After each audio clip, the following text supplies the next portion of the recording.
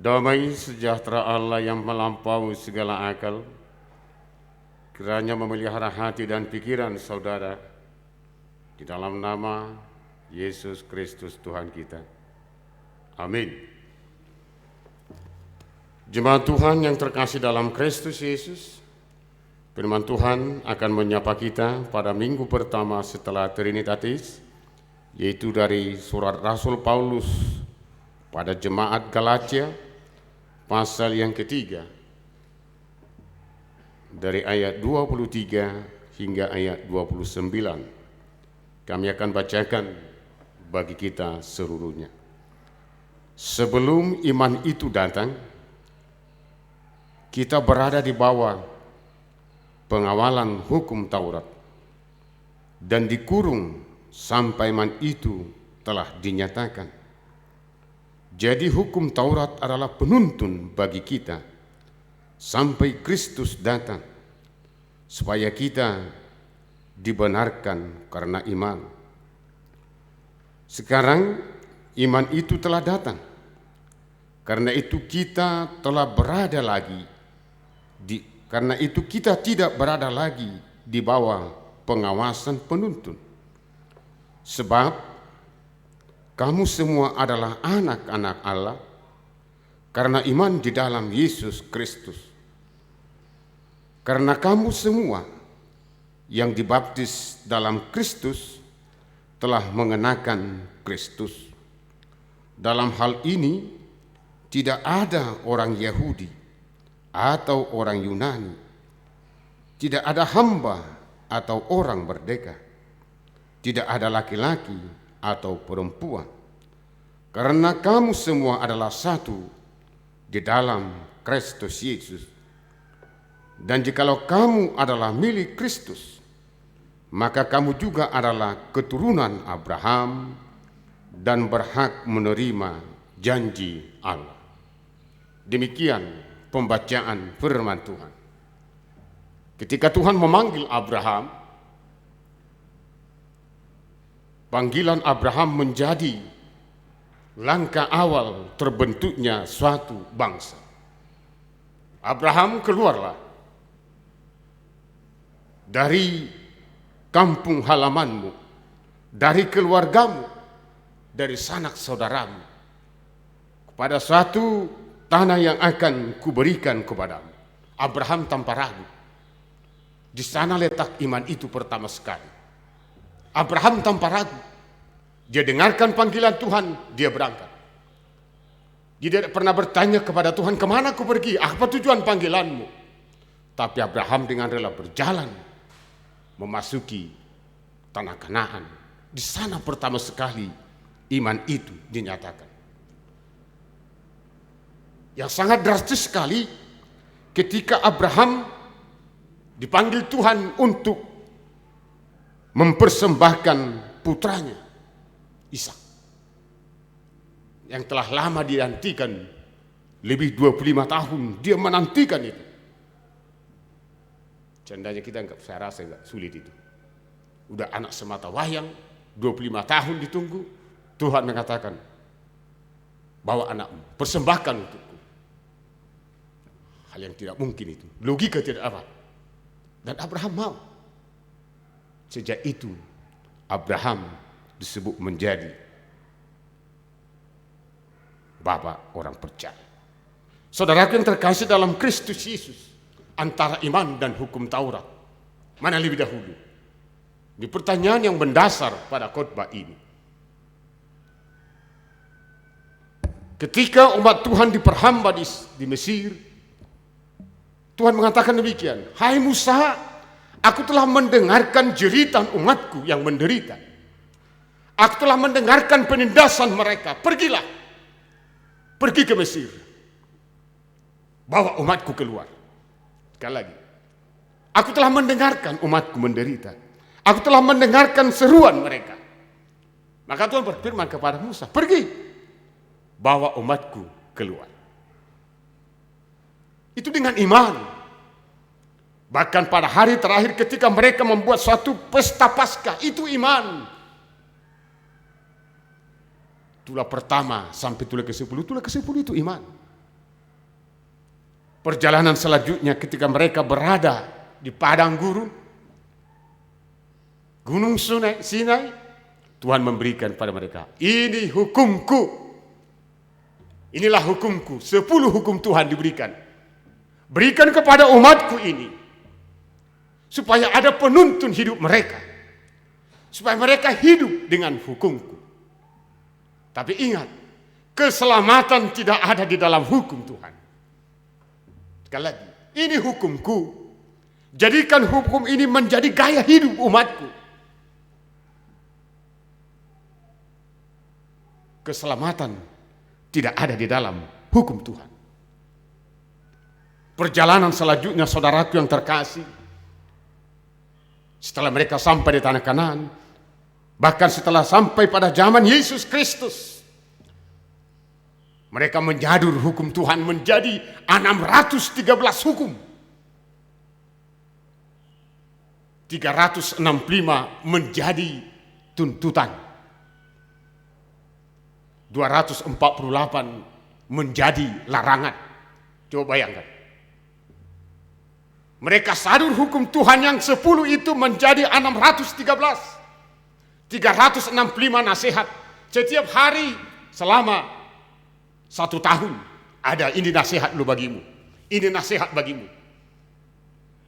248 menjadi ora-ora. Larangan. Lalu pertanyaan, apakah hukum itu menjadi keselamatan? Tidak. Bahkan mereka tidak mampu melakukan hukum itu karena terlampau banyak, 613. Dan itu yang dihidupi orang-orang Yunani. Yang kala itu mereka berseteru, maka Paulus hadir di tengah-tengah mereka saat itu. Dan yang menjadi khotbah bagi kita. Hukum itu penuntun. Yang mau dikatakan Paulus sebenarnya dikatakan demikian. Orang yang telah mengenal Yesus harus benar-benar melakukan hukum Taurat. Sekali lagi, orang yang telah mengenal Yesus harus benar-benar melakukan hukum Taurat. Karena Paulus mengatakan hukum Taurat itu diberikan Allah kepada manusia adalah menuntun, mengarahkan sehingga kehidupan manusia itu semakin baik. Bukan kehidupan manusia itu semakin menderita, tapi supaya kehidupan manusia itu semakin baik. Menuntun umat manusia. Itulah hukum Taurat, supaya lebih mengenal Kristus Yesus. Supaya mengenal Kristus Yesus. Maka Paulus dengan jelas pada khotbah hari ini, orang-orang yang telah mengenal Yesus Kristus, mereka semuanya adalah anak-anak Allah. Bagaimana caranya saya supaya menjadi anak-anak Allah? Itu pertanyaan mendasar. Bagaimana caranya? Supaya saya ini menjadi anak-anak Allah. Hukum dibangun supaya kita menjadi anak-anak Allah di dalam Yesus Kristus. Paulus mengatakan, kamu telah mengenakan Kristus. Seperti pakaian kita ini. Gampang dibuat Paulus. Kamu telah mengenakan Kristus. Kapan saya kenakan Kristus? Ketika saudara menerima baptisan, di sana Kristus telah hadir di dalam saudara. Berarti saudara telah merubah tradisi lama dan saudara telah hidup baru. Itu yang mengatakan kamu telah mengenakan Kristus. Di dalam baptisan kudus kita mengenakan Kristus. Seperti pakaian yang baru kita kenakan. Di sana kita mengenakan Kristus, berarti sejak itu kita menjadi anak-anak Kristus. Anak-anak Tuhan, anak-anak Allah. Anak-anak Allah berarti harus mampu hidup baru. Anak-anak Allah itu harus mampu hidup baru. Orang yang telah dibaptis, orang yang telah mengenakan Kristus, dia harus mampu hidup baru. Dan saya rasa itu benar. Kebangkitan Yesus kan. Kristus telah melahirkan kita untuk kedua kalinya. Itu tema kebangkitan Yesus. Kalau kita telah menjadi hidup baru, maka Paulus mengatakan di sana tidak ada lagi perbedaan. Ada 3 di sana. Mari kita lihat pada ayat yang ke-28. Dalam hal ini tidak ada orang Yahudi atau Yunani. Orang yang telah mengenakan Kristus tidak ada perbedaan. Baik suku, baik bahasa. Yahudi dan Yunani. Orang yang selalu menaati hukum Tuhan dan orang yang tidak menaati hukum Tuhan. Atau kira-kira demikian. Orang yang hidup dalam hukum Tuhan atau orang yang mempertahankan tradisi-tradisi. Ya, ada itu perbedaan. Tapi satu di dalam Kristus. Yang kedua, Paulus mengatakan orang yang telah mengenakan Kristus, yang telah hidup baru, dia mengatakan tidak ada perbedaan antara hamba dan orang merdeka, tidak ada itu. Kita semua dimerdekakan. Jangan dong berisi hatoban, doa anak mata. Karena kita satu tadi di dalam baptisan. Satu di dalam baptisan. Tidak ada orang yang merdeka, tidak ada hamba. Artinya orang yang telah dibaptis oleh yang telah menerima Kristus meruntuhkan sekat-sekat pemisah. Runtuhkan itu. Sekat-sekat pemisah antara Tuhan dan hamba. Yang selanjutnya Paulus mengatakan orang yang telah hidup di dalam Kristus tidak ada perbedaan masalah gender, laki-laki dan perempuan, tidak. Yang kala itu merupakan perempuan itu di kelas 2 kan itu. So kita halak batak dui. Na julu. Amma hola bawai masih kola perempuan ini dan pola sikola. Di jebu do perempuan ini. Tapi orang yang telah mengenal Kristus tidak ada itu. Karena kita semua satu di dalam Kristus. Saudaraku yang terkasih dalam Kristus Yesus. Dan banyak lagi kriteria-kriteria yang mengatakan orang yang telah dibaptis. Lebih jelasnya Paulus mengatakan kita ini adalah mirip Kristus. Parna punaan di debatado kita selalu.